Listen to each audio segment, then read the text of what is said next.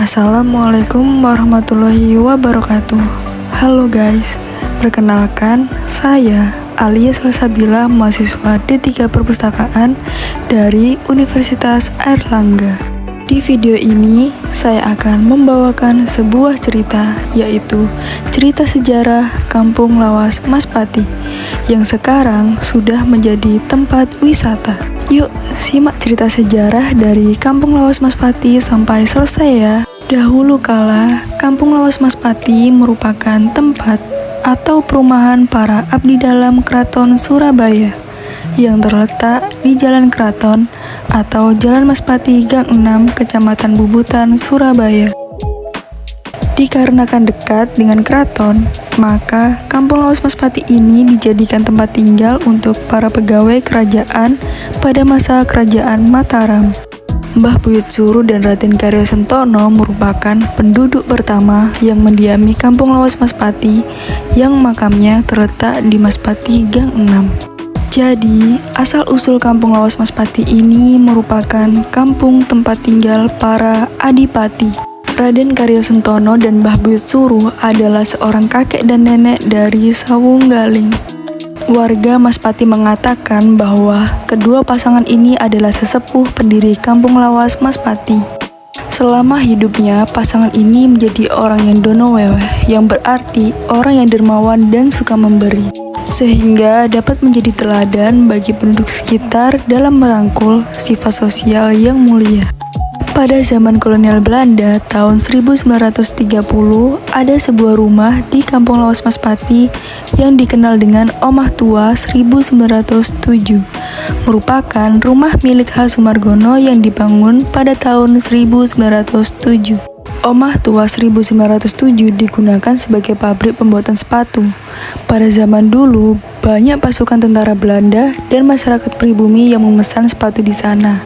Namun, pada tahun 1945, Omah Tua 1907 digunakan markas tentara dan para pejuang dalam menyusun strategi perang 10 November 1945.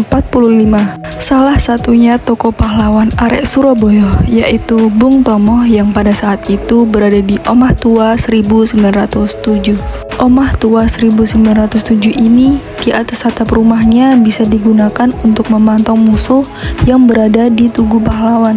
Dahulu kala di dalam Omah Tua 1907, Bung Tomo bersama beberapa tentara dan pejuang sedang berkumpul untuk merencanakan strategi perang. Saudara-saudara, keadaan semakin genting. Sekutu sudah bergerak mendekati pusat kota. Apa perkembangan terakhir dari lapangan? Bung Tomo, laporan dari pejuang di garis depan menyebutkan bahwa pasukan sekutu telah sampai di kawasan Tugu Pahlawan. Bung, bagaimana dengan warga di sekitar sini? Mereka siap memberikan yang terbaik. Apapun yang terjadi, kami tidak akan mundur. Baik, kalian semua adalah harapan bangsa ini. Tetap semangat dan jangan pernah menyerah. Mari kita bersama-sama berjuang untuk kemerdekaan Indonesia.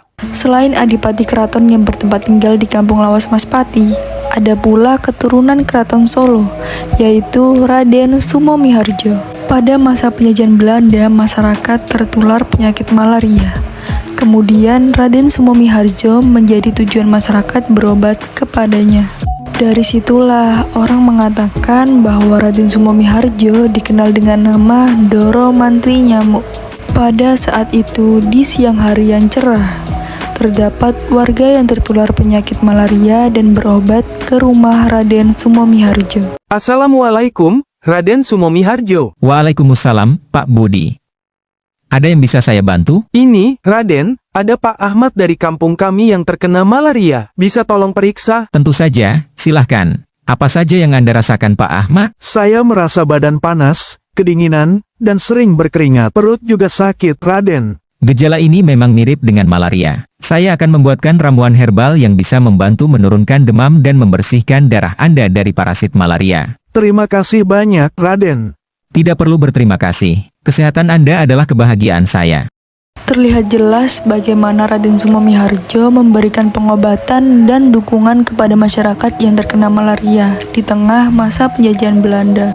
Selain bangunan-bangunan bersejarah tersebut, terdapat bangunan bersejarah lainnya di Kampung Lawas Mas Pati, yakni Sekolah Ongko Loro dan Losmen Asri.